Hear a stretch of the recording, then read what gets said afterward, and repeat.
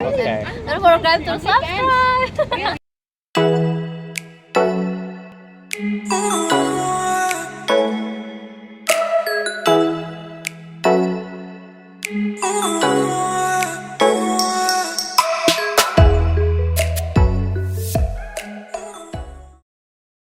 That intro's new. I know it's a little bit weird and a little bit long, but at least it kind of proves that I'm at least talking to girls. I know a lot of the other coaches aren't really talking to a lot of girls, so at least it's evidence of that. It's a beautiful spot here. Beautiful. Nice walkways. So, pre-selection. That's today's topic. Pre-selection. There's a lot of theory out there. My student was telling me that he felt like he needed to show a lot of pre-selection with the girls that we were meeting up with. We had a bunch of double dates, and he wanted to make out that he had a whole bunch of other options, a whole bunch of other girls. He was considering showing photos on his social media with a bunch of other girls, Dan Blazarian style, and he was thinking that if he showed these girls that we were dating multiple, well, quite a lot of girls. I've lost count how many girls we were going out on dates with. We're doing a lot of double dates as well. But the idea was that some of them were being a little bit slow. He would have to date them a few times before they would want to come back to his place. And he found himself going on lots of dates and struggling to pull with a good girl, the type of girl that you want to date, the type of girl that you want to have a relationship, the type of girl that you want to marry, the girl that has less experience than others, the type of girl that doesn't sleep with a whole bunch of guys. It might take a little bit longer. Generally, it does take a little bit longer because, well, you're not the only one trying to sleep with her, and her putting up her guard to all of the men that she's dated in the past is what has kept her innocent till the moment that you meet her. Obviously, unless she's right on 18 or something like that. But if she's an innocent girl that's 21, she's had a lot of suitors trying to break down those barriers, and she's had to look for reasons to dismiss, discount, reject all of those men that have come in the past. And one of those reasons, one of those signs that a guy is not a good guy that she should be dating, is the guy that believes in pre-selection. The type of guy that tries to let her know, oh look, I slept with all these girls this week and I've got 20 other girlfriends, and because I've got all these girlfriends, you should be jealous and sleep with me now. And that's the guy that gets rejected by the good girl, ends up sleeping with the whore. Whores like seeing that you have multiple other girls chasing you, because whores are looking for a guy that is very experienced in bed, has slept with multiple girls, lots of girls, is more likely to have a huge penis to satisfy a whole bunch of range of different girls. And if a guy's showing that type of pre-selection, then what he's doing there is he's letting her know that there's a good chance that he has a little bit of money to throw around for the gold diggers, which they're not wife material. So if he's throwing money around, then He's attracting the wrong type of girl. That's mistake one. Mistake two is, what if he is good in bed and he's showing a lot of pre-selection? He's DHVing and pre-selecting and showing that he's got a lot of options out there. The type of girl that's attracted to that has had a lot of experience with other guys, slept with a lot of guys, jumped on the carousel, probably has a large vagina from getting wrecked so much that she has to try and find a guy that's projecting a lot of pre-selection. And if you feel the need to show pre-selection and you're faking it till you make it, then all you're doing is attracting not only gold diggers, because you might have to flash some money around, go down to the club and buy yourself a table and get photos with 20 girls, have multiple girls hang out with you all the time and be seen with multiple different girls all the time. So she knows that you're throwing a bit of cash around, one, and she knows two that you're good in bed. The type of girl that is looking for a guy that is good in bed, actually looking out for it and looking for pre-selection, is the type of girl that has run the carousel so much that she's sick of sleeping with guys where, I don't know how experienced you guys are, but I think I'm right up there with the top most experienced normal human beings, not superstars, obviously, not rappers or Wilt Chamberlain or anything like that, but normal people that have a lot of success, that aren't rich and aren't super good looking and famous, right?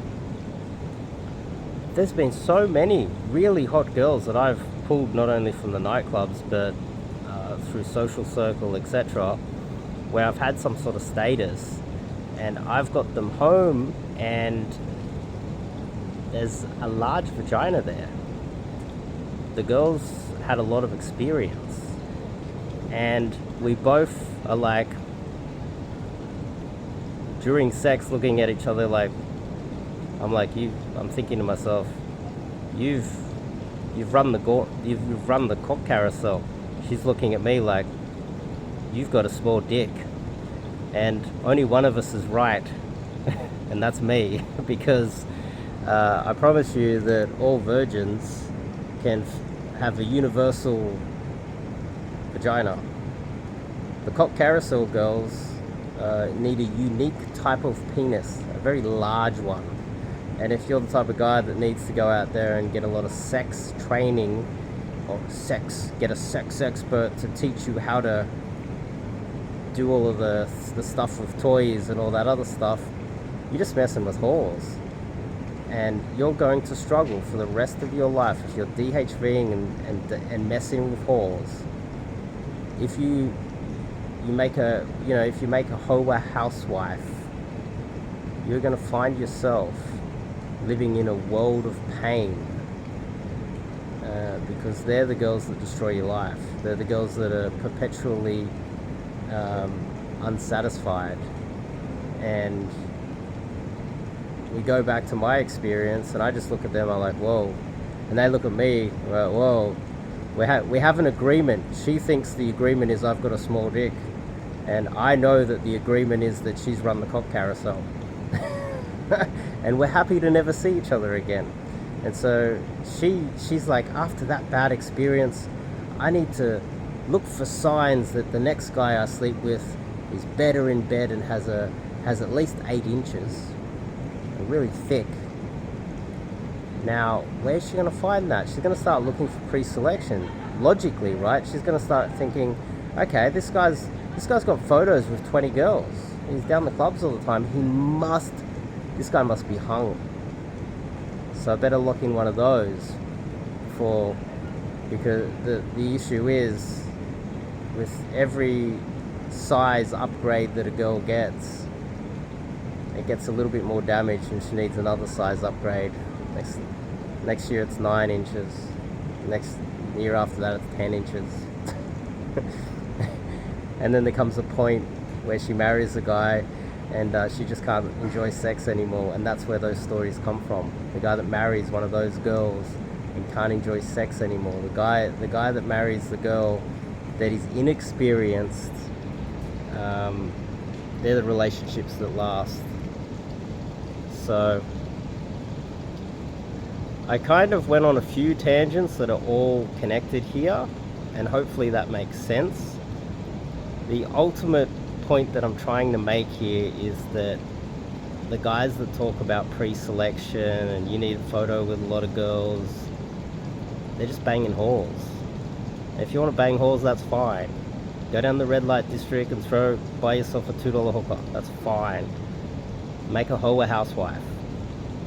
If you're looking for a real good girlfriend that hasn't run the carousel, isn't swiping right on Tinder every night, doesn't have STDs, doesn't have all the mental problems and issues with pair bonding and disrespecting men and having mental illnesses, all of these problems that are associated with running the carousel, large vagina, and looking for the type of guys that pre-select themselves by going out there and trying to make out that they're some sort of a player so they can attract women.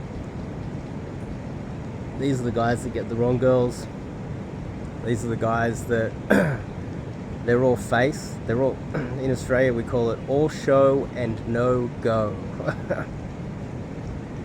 The guy that turns up in a hired Ferrari and then goes home to a cardboard box to live in. You know, the guy that takes photos with girls in Hooters bars to try and make out he's a player and then goes home and searches Pornhub alone on his mattress sitting on milk crates.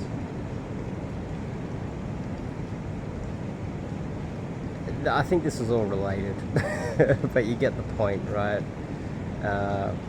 And the ultimate moral to this story is, firstly, you don't need to be pre-selecting. You're just going to attract whores. Two, the best way to meet girls is through cold approach, day game cold approach, because they're not in the clubs with all the hoes, they're not on Tinder with the hoes, they're not looking at your social media with all the other hoes. They're not in any of those areas. They're never to be seen there. So how do you find them? Through cold approach day game. That's the best way to meet them. And that's how you meet your girlfriend. That's how you meet your future wife. And if you find yourself sleeping with a lot of girls, and I've heard the story, I slept with so many girls and I'm feeling lonely. It's a bit of a cliche. It's because you're sleeping with hoes. You're not building an emotional connection with girls that cannot pair bond. They're running the carousel. Every night you pull another one back and your entire pelvis falls into this black hole and you're like, whoa! You get sucked into the black hole. Trust me, I've been there a few times. I start questioning my life decisions at that point. That's where day game comes in. It solves that problem. So top link in the description. Check out the website and get some cold approach coaching with myself. I also red pill the hell out of my students, which will prevent you from marrying the wrong girl. I give you all the tools to identify those girls, and whatever you spend on coaching, depending on how much money you have, you save 50% of your income by not marrying the wrong girl, by getting red pilled by me and learning cold approach, learning how to find a proper, good wife material girl. So anyway, I'm here with a bunch of students right now in a beautiful place, doing day game every day, meeting good, innocent girls, and learning to identify the bad ones and ditching them fast.